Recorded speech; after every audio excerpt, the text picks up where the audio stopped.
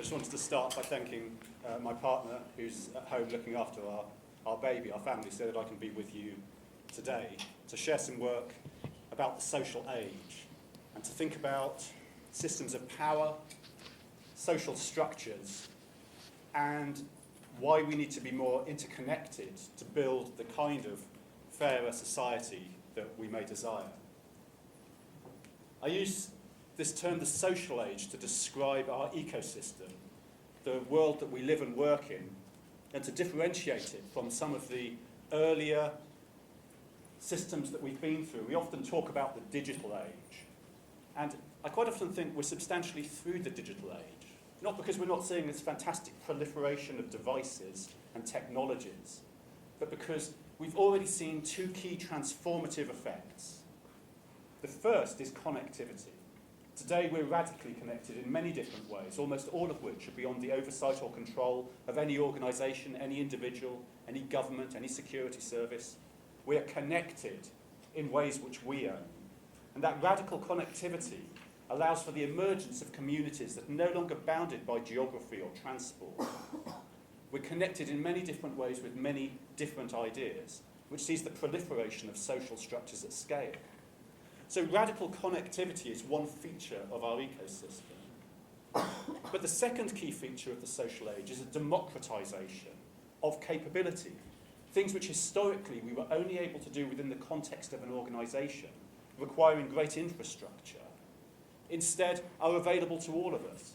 You can reach out into a network, you can find the ability to do things through your communities if you are connected enough, and to do that without an organization around you. The old manufacturing age, which has left us with this post-industrial landscape, both physically and organisationally, was about might and mass. It was about bringing people together, collectivism, to achieve effect at scale. And 200 years of management theory and Taylorism and scientific management have led to systems which are effectively systems of power and control, which concentrate both wealth and power to the top of the pyramid. Dominant systems that make up society. But they're being challenged in the context of the social age. There's a general rebalancing of power. We see formal systems losing power, whilst some people within a community find more power. And where does that power come from? Well, it comes from their reputation. In fact, you can look at these two types of power.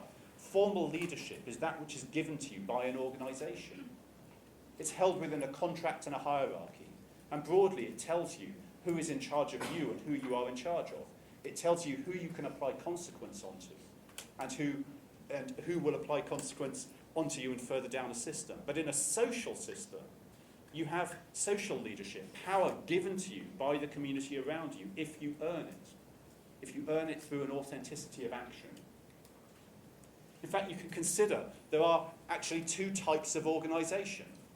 On the one hand, you have a formal structure. Many of you, when you go into work, will join an organisation, sign a contract, and give away your utility for money. You will help the organisation be successful. Organisations hold all your contracts. They hold laptops and cars and infrastructure. The formal structure is sort of big and mighty, but you only ever have one of them. And as an organisation gets bigger, you just build the formal structure to be bigger. But around that formal structure is this second type of structure. In fact, it's a real type of structure. It's people. And it's the connectivity between people. Connectivity which is held in a wide range of forces. In my own work, I've looked most closely at trust to understand how trust is involved in building this social structure. But the social structure doesn't just flow through and around the formal structure. It nests within it. It builds empires. This is why our organisations with their domains and hierarchies become these structures with embedded types of power. It's why it's so hard to change an organisation. Not because it's hard to change the hardwired parts of it. You can knock buildings down and build new buildings. It's hard to change structures of people because we exist within this tribal structure. And this is interesting because the social structure here doesn't grow infinitely. As an organisation gets bigger, it doesn't just get one bigger social structure. This collapses down into these very granular tribal units. And I use that word very deliberately. I use that word tribe to describe a trust-bonded structure. People describe very clearly that some people they trust, whilst others they are more associated with.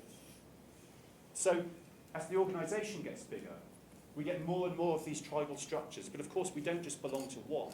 The research I carried out in Scotland last year with the Scottish Government and NHS, we saw people in the NHS identifying as belonging to at least 15 different tribal structures, which help them to be effective in their everyday work. And interestingly, we can belong to multiple structures that don't agree with each other. We project a different version of ourselves as we move into different areas. So the tribal social structure is radically complicated and flows through this formal one. The mechanisms by which that structure is held is storytelling. You can view culture as essentially a collection of stories. Stories which we tell to others, stories which are told about us, stories that organisations tell, stories that governments tell, stories that individuals tell.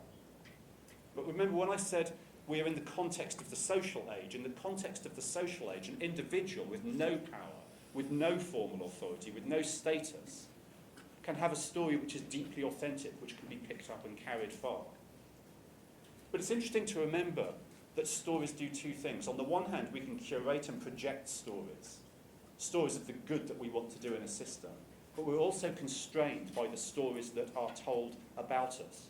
Stories constrain us in many ways. They limit us in our ability and what we're able to do.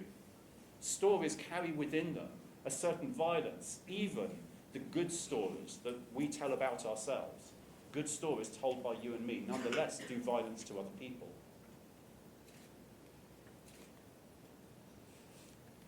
And of course, we're not moving into a utopian society. We're not moving into a world where everybody can have everything. In many ways, what we see is that the context of the social age is enabling those who have more to have ever more, and those who have very little to have even less. And we see that because people are left voiceless within a system. And they're left voiceless for all sorts of reasons. Quite often organisations will focus upon technology. They will think, well, all we need to do is give people technology and that will give them access to these networks. It will give them access to these social structures and the problem will be solved. But of course, it's not a technical problem. Technology may connect us, but the ways that we are held in opposition are social and tribal. We're held apart by our differences, not specifically by technology. People can be left voiceless because their voice is taken away from them, because they are constrained by a story told about them. I used to write about communities being structures with shared values and shared purpose. When I wrote the Social Leadership Handbook in 2014, I wrote a whole chapter about that, and I was absolutely right, until I discovered that I was almost certainly wrong.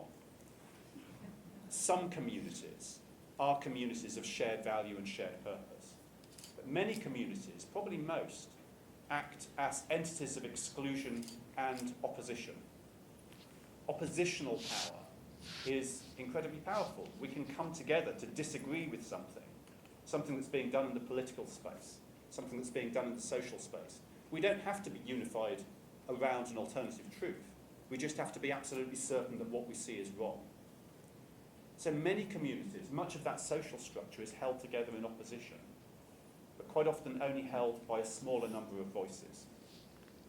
I talk about social leadership, it's a kind of reputation-based authority which sits within these social structures. It's available to anybody. People who have great formal authority may earn great social authority. And people who have no formal authority at all, through their actions, may earn great social authority. And it's through action that counts. In the global research project I did in 2018, we looked at what people look for in social leadership. They identified 69 different traits of a social leader and ranked them in order of importance. The number one thing they looked for is authentic storytelling, and authenticity in action, which is interesting because even if a formal system takes away your voice and leaves you voiceless, if you can share your story with authenticity, it may give you great great social authority. And with that, we can fracture and crack the dominant narratives of the systems that hold us constrained. But the hard thing is, somebody's got to carry the weight. It's easy to talk about changing society, about changing organisations to make things better. But it doesn't come without a price. We sometimes have to ask who's going to bear it. Because if I'm not carrying it, you're carrying it. And I can look on you with empathy and sympathy, but I'm not carrying the weight with you. We have to understand that for any kind of change, there is always a price to be paid, and somebody is going to pay it. So perhaps our role as social leaders is to understand where that price is being paid and to work in those spaces. The organisations that we are part of are supremely optimised for a world that's gone by. Everything about our world today is subtly different. The balances of power, the dominant narratives that are told, the context of our work. We're no longer so bounded by geography and by technology. Increasingly, we're just bounded by beliefs and ideologies. If we want a better world, we will have to imagine it. But there's a price that these older organisations pay. It's easy to collaborate with people that we know, to face challenges that we understand. But what's much harder in the context of our world today is to think, how are we going to even understand the nature of the challenge? And to do so will often require us to collaborate with people who we don't even like. In fact, the language that I used in the NHS recently was to say, to drive change will require us to work with the idiots. And the specific competence is to recognise that sometimes we are the idiots. Systems are always held in difference. If we just take solace in how right we are, we'll fail to interconnect. One of your themes today, how will we interconnect? How will we build a meta-tribal structure? How will we create more interconnected organisations when to be interconnected requires us to engage in our difference? And the problem is, I don't like engaging in my difference. Because my view of the world, just to be absolutely clear, is the right one. But of course, my friends in other parts of the world, in Saudi Arabia, in South Africa, in North America, hold an equally right view of the world by their local value of right. They're wrong, of course, but they're also right. And this is our truth.